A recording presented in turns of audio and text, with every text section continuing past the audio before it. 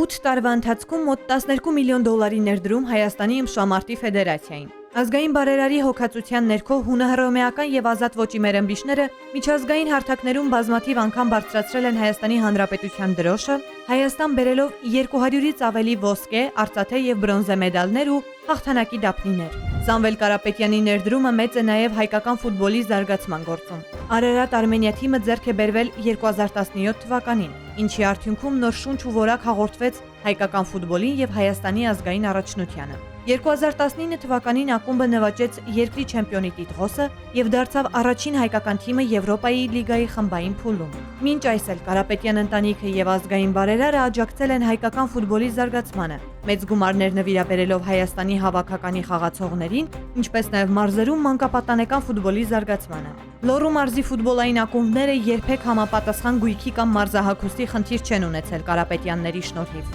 Խորին հարգանք 7-րդ խաղերի բացման եւ փակման արարողությունների գլխավոր հովանավոր Տաշիր գրուպ ընկերության նախագահ Սամվել Կարապետյանին։ Ես ուզում եմ հատուկ շնորհակալություն հայտնել Տաշիր բարեգործական հիմնադրամին Սամվել Կարապետյան։ Այսպիսի շնորհակալություններ հնչել են համահայկական գրեթե բոլոր խաղերում, որոնց անցկացման, մասնավորապես բացման, փակման պաշտոնական արարողությունների գլխավոր հովանավորն է եղել բարերար Սամվել Կարապետյանը, նպաստելով սպորտի միջոցով աշխարհասփյուր հայ երիտասարդների Հայաստանում համախմբմանը եւ հայրենաճանաչությանը։